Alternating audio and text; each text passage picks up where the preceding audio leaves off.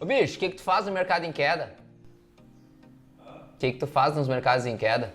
Mas aí é que depende, né, meu? Tu tem que avaliar alguns indicadores. O mercado em queda, ok, é uma queda que rompeu os níveis que marcam o mercado em alta ou é um mercado em queda do início de uma queda que vai cair por meses?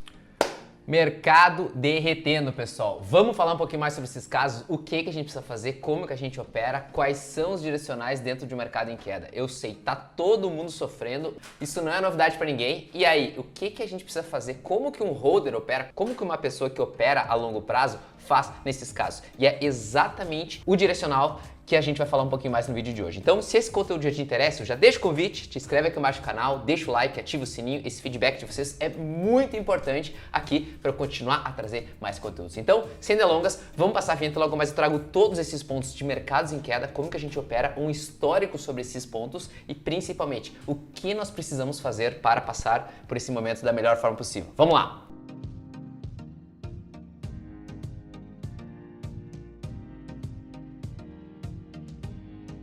Antes da gente iniciar, a gente precisa ter no radar o seguinte: os mercados são voláteis todos os meses. O que acontece é que em alguns meses eles são mais voláteis e acabam assustando a maioria das pessoas, porém, todos os meses nós teremos volatilidade e isso é uma constante em que nós, como investidores de longo prazo, vamos ter ao longo da nossa jornada. Então aqui eu peguei um histórico de quantas vezes as bolsas caíram forte ao longo da sua história, tanto as bolsas quanto o Bitcoin, que eu sei que tem muitos investidores aqui do canal que gostam desses casos. Então vamos para a tela onde eu quero passar exatamente esse histórico. Quantas vezes caíram no longo prazo, quais são os retornos para quem carrega os ativos. Vamos lá. Deixa eu perguntar uma coisa. Vocês já imaginaram o Ibovespa sem volatilidade? Caso não tivesse volatilidade, a gente nunca teria os ganhos para cima. Ou seja, volatilidade é uma coisa boa. A gente precisa aprender a conviver com ela, porque é ela que nos vai trazer os ganhos exponenciais no longo prazo. E dado esse ponto, vamos pensar o seguinte. Aqui na tela a gente tem uma das primeiras grandes quedas do Ibovespa, que foi lá em 2008. O Ibovespa caiu 57%.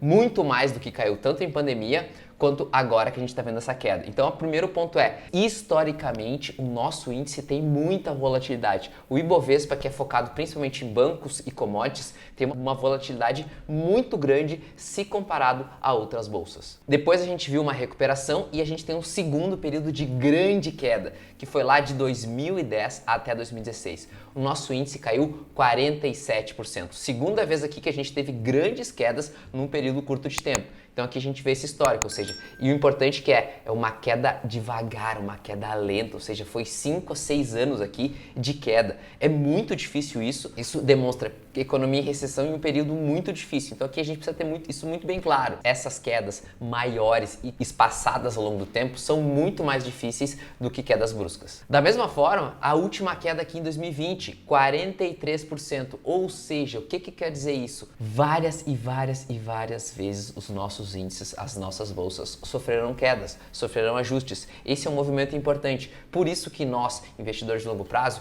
eu sempre digo, não é comprar e esquecer, é a gente comprar, revisar os nossos papéis. Isso não quer dizer que a gente vai ficar comprando e vendendo, longe disso, mas a gente vai comprar e ter bons ativos ao longo da nossa jornada, ao longo da nossa carreira. Boas companhias, potencial de crescimento, geração de caixa, endividamento saudável, valuations atraentes. Por que eu falo isso? Nesse cenário de volatilidade do índice, a gente acaba surfando melhores ondas, a gente acaba tendo uma rentabilidade melhor na carteira. Seguindo com as nossas quedas, exatamente, a outra que eu trago agora é a queda recente, ou seja, desde junho o nosso mercado já corrigiu mais ou menos 20, 25%, chegou até um pouquinho mais. Mas qual o direcional disso? Qual o ponto que eu quero trazer? A gente teve num período aqui de 2005 a 2020, 15 anos, 4 quedas muito fortes, ou seja, a queda de agora não é nada se comparada às quedas passadas. Porém, esse é um cenário que a gente precisa ter no radar. O nosso índice, ele sofre mais que outros índices. E é essa comparação que eu trago aqui. Olhem o Dow Jones. O que a gente tem? O Dow Jones ele tem um período muito mais espaçado de tempo, ou seja, aqui a gente consegue ter um período com histórico muito maior. Isso é importante para nós que fizemos análise de longo prazo. O que eu quero dizer aqui? Lá na crise nos anos 2000, o Dow Jones ele sofreu 32% de queda. Ou seja, foi uma queda muito grande nesse período de tempo. A outra queda que a gente tem aqui é lá na crise do subprime 2008, ou seja, o índice caiu 45%, muita coisa. Depois nós vimos o índice simplesmente se valorizou demais ao longo do tempo e uma outra queda, passando mais ou menos 8 anos só se valorizando. Depois a gente teve uma outra queda de 29% no início de 2020 em relação à pandemia. Mas o que eu quero trazer aqui em relação ao Dow Jones? Historicamente, as quedas lá são menores que as quedas aqui. Isso não quer dizer que não haverá quedas, longe disso. Mas como eu falei no início do vídeo, a volatilidade é muito importante para a gente ter no radar. É a volatilidade que vai nos trazer ganhos. Isso a gente precisa ter muito claro dentro da nossa carteira. Um dos pontos aqui é para a gente ter no radar que ao investir, nós passaremos por períodos de recessão. Nós passaremos por períodos de mercados em queda. E é exatamente esse ponto, é exatamente essa análise ponto a ponto que eu trago em relação às bolsas, tanto Ibovespa quanto Dow Jones. Pessoal, se esse conteúdo está te ajudando, o feedback de vocês é muito importante. Eu realmente gosto de receber o feedback. Se esse conteúdo está te ajudando, deixa o like aqui embaixo, é muito importante mesmo para a gente chegar a mais pessoas. E se você quer receber um pouquinho mais desses conteúdos, dessa temática, desses movimentos de longo prazo, te inscreve aqui embaixo no canal para receber tudo em primeira mão. Vamos seguir um pouco mais, que eu tenho mais conteúdo, mais pontos a passar aqui para vocês. Vamos lá! Primeiro passei Ibov e depois o Dow Jones, que é o maior índice do mercado acionário americano. A gente tem também um outro índice que é a Nasdaq, outra bolsa lá, que é a bolsa de tecnologia. E aqui a gente vai ver volatilidade, exatamente. Olha lá em 2000, exatamente na crise do .com de 2000 a 2002, a bolsa caiu. Olhem, 74%. Uma perda de valor muito forte. Isso é muito maior do que a gente viu agora, do que a gente está vendo agora em relação a essas quedas de 30%. Ou seja, para quem já tem um pouco mais de casca, claro, eu não estou dizendo que é fácil suportar essas quedas. Eu também não gosto, não é uma coisa que eu gosto de ver, mas eu tenho no radar que isso vai acontecer e eu preciso conviver com isso. E essa convivência de eu pegar o problema e sair dele da melhor maneira, essa é uma das mensagens que eu quero passar aqui nesse vídeo. Então, a Nasdaq teve quedas de 74%, também de 25% agora lá em 2020. Ou seja, como todo mercado, haverá volatilidade. Tanto o mercado de renda fixa tem volatilidade também, o mercado de renda variável que a gente está passando aqui, e tem um outro mercado que é muito volátil. E, de novo, volatilidade é algo bom. Volatilidade a gente precisa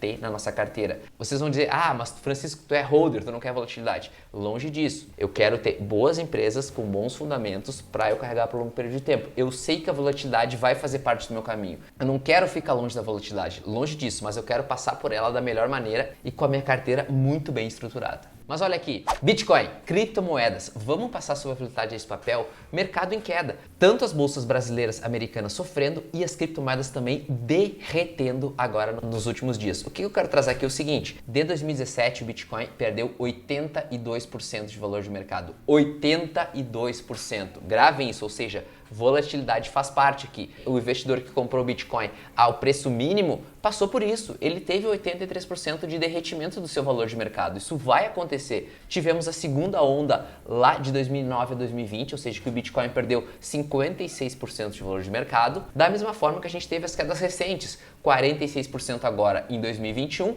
e recentemente a gente teve 25% nos últimos 15 dias. Então o ponto é, assim como a renda variável, as criptomoedas terão mais volatilidade ainda. E não faz sentido a gente ficar mal de cabeça, a gente ficar, meu Deus, tô sofrendo, tá acontecendo alguma coisa. Não vamos fazer isso. Se a pessoa está sofrendo, é sinal que ela não está disposta, não está capaz dessa volatilidade. Um dos principais mensagens aqui é o seguinte, quando o mercado voltar, e o mercado vai voltar, que é exatamente os pontos que eu trouxe aqui, venda essa posição adicional. Eu não quero dizer para vender tudo, mas se a volatilidade não está fazendo bem para você, venda os ativos, venda esses papéis, venda o que está te incomodando hoje. O mercado, ele é eterno, ele vai estar sempre aqui. Nós sempre teremos oportunidades, tanto de fundamentos, tanto de trade quanto de criptomoedas. Sempre vai ter alguma coisa importante. Como nós estaremos aqui nos próximos 20, 30 anos, o que a gente faz? A gente compra bons ativos, a gente compra negócios crescentes, a gente compra empresas com potencial de crescimento. E é exatamente esses pontos que eu acabo fazendo. Quais são meus últimos três aportes aqui? Foram em Bitcoin, comprei um pouquinho mais de Bitcoin recentemente, também duas companhias que eu estou vendo um potencial grande de crescimento, XPBR e BTG. Esse setor, muito potencial, a atividade no Brasil está muito fraca, ou seja, a economia está fraca e elas conseguem se beneficiar de outras maneiras. Tanto lá fora, quanto cada vez mais nós temos investidores, soluções e pontos importantes no mercado. Então aqui é a mensagem, vamos ficar calmo. Olha todo o histórico de quedas que nós tivemos. Não é a primeira e não vai ser a última. E para você que é investidor, essa é uma das principais mensagens. Tranquilidade para a gente tomar boas decisões. Eu espero muito que esse conteúdo tenha te ajudado. Se te ajudou, te inscreve aqui abaixo no canal, deixa o like, ativa o sininho para receber tudo em primeira mão. Te espero no próximo vídeo e até mais.